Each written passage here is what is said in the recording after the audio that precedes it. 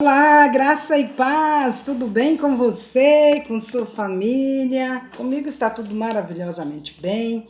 Nosso Deus fiel e bom conosco sempre. Lembrando aí das dicas, né, que você deve cumprir as tarefinhas para concorrer aos últimos livros do ano. Não fique de fora, tá bom? Vamos que vamos, hoje a nossa leitura será dos capítulos 26, 27 e 28, encerrando o livro histórico do Novo Testamento, Atos dos Apóstolos. Então, vem comigo, eu, você e o nosso bom e fiel Senhor, na leitura. Paulo discursa perante o rei Agripa, Atos capítulo 26. A seguir, Agripa, dirigindo-se a Paulo, disse: é permitido que uses da palavra em tua defesa. Então Paulo, estendendo a mão, passou a defender-se nestes termos: Tenho-me por feliz, ó rei Agripa, pelo privilégio de hoje, na tua presença, poder produzir minha defesa de todas as acusações feitas contra mim pelos judeus. Mormente porque és versado em todos os costumes e questões que há entre os judeus. Por isso eu te peço que me ouças com paciência.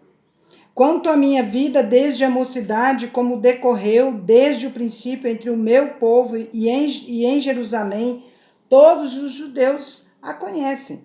Pois, na verdade, eu era conhecido deles desde o princípio, se assim o quiserem testemunhar, porque vivi fariseu conforme a seita mais severa da nossa religião. E agora estou sendo julgado por causa da esperança da promessa que por Deus foi feita a nossos pais, a qual as nossas 12 tribos, servindo a Deus fervorosamente de noite e de dia, almejam alcançar. É no tocante a esta esperança, ó rei, que eu sou acusado pelos judeus. Por que se julga incrível entre vós que Deus ressuscite os mortos? Na verdade, a mim me parecia que muitas coisas devia eu praticar contra o nome de Jesus, o Nazareno, e assim procedia em Jerusalém. Havendo eu recebido autorização dos principais sacerdotes, encerrei muitos dos santos nas prisões, e contra eles dava o meu voto quando os matavam. Muitas vezes os castiguei por todas as sinagogas, obrigando-os até a blasfemar, e demasiadamente enfurecido contra eles, mesmo por cidades estranhas, os perseguia. Com estes intuitos parti para Damasco, levando a autorização dos principais sacerdotes e por eles comissionado. Ao meio-dia, ó rei, indo eu caminho fora, vi uma luz no céu mais resplandecente que o sol, que brilhou ao redor de mim e dos que iam comigo. E caindo todos nós por terra, ouvi uma voz que me falava em língua hebraica: Saulo, Saulo, por que me persegues? Dura coisa é recalcitrares contra os aguilhões. Então eu perguntei: Quem és tu, Senhor? Ao que o Senhor respondeu: Eu sou Jesus, a quem tu persegues. Mas levanta-te e firma-te sobre teus pés, porque por isto te apareci, para te constituir ministro e testemunha, tanto das coisas em que me viste, como daquelas pelas quais te aparecerei ainda, livrando-te do povo e dos gentios para os quais eu te envio, para lhe abrires os olhos e os converteres das trevas para a luz e da potestade de Satanás para Deus, a fim de que recebam eles remissão de pecados e herança entre os que são santificados pela fé em mim. Pelo que, ó rei Agripa, não fui desobediente à visão celestial, mas anunciei primeiramente aos de Damasco e em Jerusalém, por toda a região da Judéia e aos gentios que se arrependessem e se convertessem a Deus praticando obras dignas do arrependimento, de arrependimento. Por causa disto, alguns judeus me prenderam, estando eu no templo, e tentaram matar-me.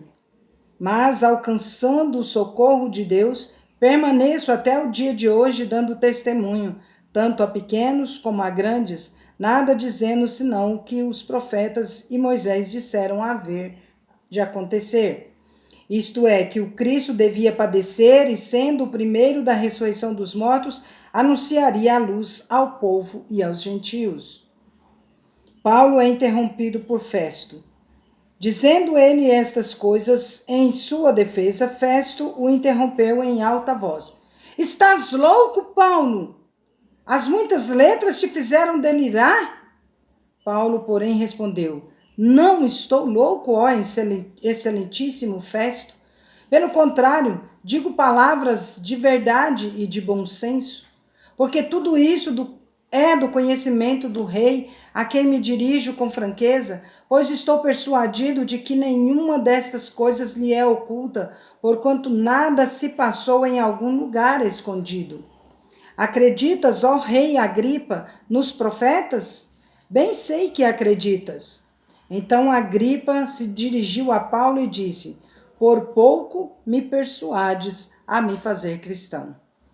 Paulo respondeu, assim Deus permitisse que por pouco ou por muito, não apenas tu, ó rei, porém todos os que hoje me ouvem se tornassem mais tais qual eu sou, exceto estas cadeias. Paulo teria sido solto se não tivesse apelado para César. A esta altura levantou-se o rei e também o governador e Berenice, bem como os que estavam assentados com eles, e havendo-se retirado, falaram uns com os outros, dizendo, este homem nada tem feito passível de morte ou prisão. Então Agripa se dirigiu a Festo e disse, este homem bem podia ser solto se não tivesse apelado para César. Paulo enviado para a Itália, Atos capítulo 27. Quando foi decidido que navegássemos para a Itália, entregaram Paulo e alguns outros presos a um centurião chamado Júlio, da corte imperial. Embarcando no navio Adramitino, que estava de partida para costear a Ásia, fizemo-nos ao mar, indo conosco Aristarco, macedônio de Tessalônica. No dia seguinte, chegamos a Sidom e Júlio, tratando Paulo com humanidade, permitiu-lhe ir ver os amigos e obter assistência. Partindo dali, navegamos sob a proteção de Chipre, por serem contrários os ventos. E, tendo atravessado o mar ao longo da Cilícia e Panfilha, chegamos a Mirra, na Lícia. Achando ali o centurião, um navio de Alexandria, que estava de partida para a Itália, nele nos fez embarcar. Navegando vagarosamente muitos dias e tendo chegado com dificuldade defronto de Cnido, não nos sendo permitido prosseguir por causa do vento contrário, navegamos sob a proteção de Creta na altura de Salmona. Costeando-a penosamente, chegamos a um lugar chamado Bons Portos, perto do qual estava a cidade de Lazéia. Os perigos da viagem. Depois de muito tempo, tendo se tornado a navegação perigosa e já passado o tempo do dia de jejum, admoestava-os Paulo, dizendo-lhes, senhores, vejo que a viagem vai ser trabalhosa, com dano e muito prejuízo, não só da carga e do navio, mas também da nossa vida. Mas o centurião dava mais crédito ao piloto e ao mestre do navio do que ao que Paulo dizia. Não sendo porto próprio para invernar, a maioria deles era de opinião que partissem dali para ver se podiam chegar a Fenícia e aí passar o inverno, visto ser um porto de Creta, o qual olhava para o nordeste e para o sudeste. Soprando brandamente o vento sul, e pensando eles ter alcançado o que desejavam, levantaram âncora e foram costeando mais de perto a ilha de Creta. Entretanto, não muito depois desencadeou-se do lado da ilha um tufão de vento chamado Euroaquilão, e sendo o navio arrastado com violência, sem poder resistir ao vento, cessamos a manobra e nos fomos deixando levar. Passando sob a proteção de uma ilhota chamada Cauda, a custo conseguimos recolher o bote.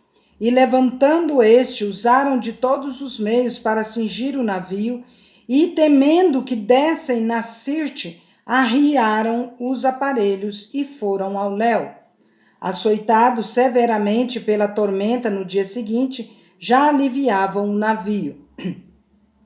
E ao terceiro dia, nós mesmos, com as próprias mãos, lançamos ao mar a armação do navio. E não aparecendo havia já alguns dias nem sol nem estrelas, caindo sobre nós grande tempestade, dissipou-se afinal toda a esperança de salvamento. Havendo todos estado muito tempo sem comer, Paulo, pondo-se em pé no meio deles, disse: Senhores, na verdade era preciso terem me atendido e não partir de Creta para evitar este dano e perda.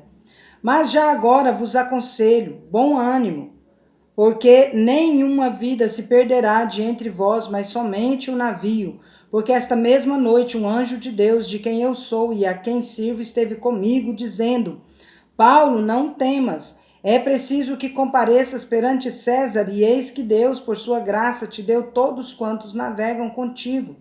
Portanto, senhores, tende bom ânimo, pois eu confio em Deus, que sucederá do modo por que me foi dito. Porém, é necessário que vamos dar a uma ilha. O naufrágio. Quando chegou a 14ª noite, sendo nós batidos de um lado para o outro no mar Adriático, por volta da meia-noite, pressentiram os marinheiros que se aproximavam de alguma terra, e lançando o prumo, acharam 20 braças. Passando um pouco mais adiante, tornando a lançar o prumo, acharam 15 braças. E receosos de que fôssemos atirados contra lugares rochosos, lançaram da popa 4 âncoras e oravam para que rompesse o dia. Procurando os marinheiros fugir do navio e tendo arriado o bote no mar, a pretexto de que estavam para largar âncoras da proa, disse Paulo ao centurião e aos soldados: Se estes não permanecerem a bordo, vós não podereis salvar-vos. Então os soldados cortaram os cabos do bote e o deixaram afastar-se. Enquanto amanhecia, Paulo rogava a todos que se alimentassem, dizendo: Hoje é o 14º dia em que esperando estais sem comer, nada tendo provado. Eu vos rogo que comais alguma coisa, porque disto depende a vossa segurança, pois nenhum de vós perderá nem mesmo um fio de cabelo. Tendo dito isto, tomando um pão, deu graças a Deus na presença de todos, e depois de o partir, começou a comer. Todos cobraram ânimo e se puseram também a comer.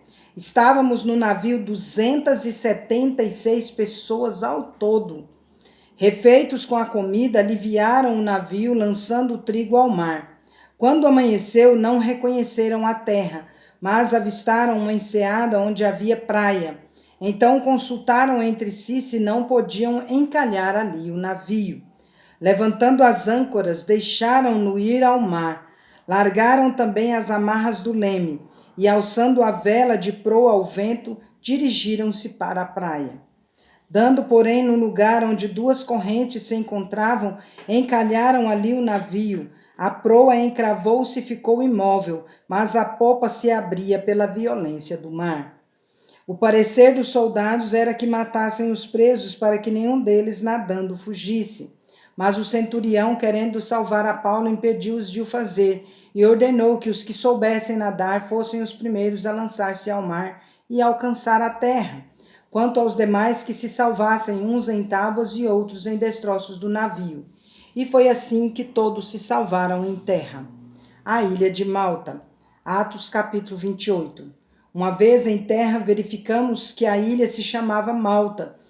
Os bárbaros trataram-nos com singular humanidade, porque, acendendo uma fogueira, acolheram-nos a todos por causa da chuva que caía e por causa do frio. Tendo Paulo ajuntado e atirado à fogueira um feixe de gravetos, uma víbora, fugindo do calor, prendeu-se-lhe à mão. Quando os bárbaros viram a víbora pendente da mão dele, disseram uns aos outros: Certamente este homem é assassino, porque salvo do mar a justiça não o deixa viver. Porém ele, sacudindo o réptil no fogo, não sofreu mal nenhum. Mas eles esperavam que ele viesse a inchar ou a cair morto de repente. Mas depois de muito esperar, vendo que nenhum mal lhe sucedia, mudando de parecer, diziam ser ele um deus. Públio hospeda a Paulo. Perto daquele lugar, Havia um sítio pertencente ao homem principal da ilha, chamado Públio, o qual nos recebeu e hospedou benignamente por 3 dias. Aconteceu achar-se enfermo de disenteria, ardendo em febre, o pai de Públio. Paulo foi visitá-lo e, orando, impôs-lhe as mãos e o curou. À vista deste acontecimento, os demais enfermos da ilha vieram e foram curados, os quais nos distinguiram com muitas honrarias, e tendo nós de prosseguir viagem, nos puseram a bordo tudo o que era necessário. A continuação da viagem. Ao cabo de 3 meses, embarcamos num navio alexandrino, que invernara na ilha e tinha por emblema Dióscuros. Tocando em Siracusa, ficamos ali 3 dias, donde, bordejando, chegamos a Régio. No dia seguinte, tendo soprado o vento sul, em 2 dias, chegamos a Puteoli, onde achamos alguns irmãos que nos rogaram ficássemos com eles 7 dias, e foi assim que nos dirigimos a Roma. Tendo ali os irmãos ouvido notícias nossas, vieram ao nosso encontro até a praça de Ápio e as 3 vendas. Vendo-os Paulo e dando por isso graças a Deus, sentiu-se mais animado. Paulo em Roma. Uma vez em Roma, foi permitido a Paulo morar por sua conta, tendo em sua companhia o soldado que o guardava. 3 dias depois, ele convocou os principais dos judeus e, quando se reuniram, lhes disse: Varões irmãos, nada havendo feito contra o povo ou contra os costumes paternos, contudo vim preso desde Jerusalém, entregue nas mãos dos romanos, os quais, havendo-me interrogado, quiseram soltar-me sobre a preliminar de não haver em mim nenhum crime passível de morte. Diante da oposição dos judeus, senti-me compelido a apelar para César, não tendo eu, porém, nada de que acusar minha nação. Foi por isto que vos chamei, para vos ver e falar, porque é pela esperança de Israel que estou preso com esta cadeia. Então eles lhe disseram: Nós não recebemos da Judéia nenhuma carta que te dissesse respeito. Também não veio qualquer dos irmãos que nos anunciasse ou dissesse de ti mal algum. Contudo, gostaríamos de ouvir o que pensas, porque na verdade é corrente a respeito desta seita que por toda parte é ela impugnada. Paulo prega em Roma. Havendo-lhe eles marcado um dia, vieram em grande número ao encontro de Paulo na sua própria residência. Então, desde a manhã até a tarde, lhes fez uma exposição em testemunho do reino de Deus, procurando persuadi-los a respeito de Jesus, tanto pela lei de Moisés como pelos profetas. Houve alguns que ficaram persuadidos pelo que ele dizia. Outros, porém, continuaram incrédulos, e, havendo discordância entre eles, despediram-se, dizendo Paulo estas palavras: Bem falou o Espírito Santo a vossos pais por intermédio do profeta Isaías, quando disse: Vai a este povo e dize-lhe: de ouvido ouvireis e não entendereis, vendo vereis e não percebereis, porquanto o coração deste povo se tornou endurecido com os ouvidos ouviram tardiamente e fecharam os olhos, para que jamais vejam com os olhos, nem ouçam com os ouvidos, para que não entendam com o coração e se convertam e por mim sejam curados. Tomai, pois, conhecimento de que esta salvação de Deus foi enviada aos gentios e eles a ouvirão. Ditas estas palavras, partiram os judeus, tendo entre si grande contenda. Paulo prisioneiro durante 2 anos. Por 2 anos permaneceu Paulo na sua própria casa que alugara, onde recebia todos que o procuravam, pregando o reino de Deus e com toda intrepidez, sem impedimento algum, ensinava as coisas referentes ao Senhor Jesus Cristo. Nós encerramos a leitura do livro de Atos. Uma observação: encerramos a leitura do livro de Atos porque o livro de Atos não termina. É o único livro que não tem um fim. Se você observar, ele não tem um desfecho, um final, acabou, né? Por quê? Porque são um livro dos atos daqueles que servem ao Senhor Jesus. E esses atos continuam em nós. Então, prossigamos nesses atos dos apóstolos. Que a paz de Cristo seja árbitro em nossos corações, que nós busquemos a paz, empenhemos por alcançar, e no que depender de nós, temos paz com todos os homens, em nome de Jesus. Amém? Amanhã seguimos para Romanos, se Deus assim permitir. Vamos?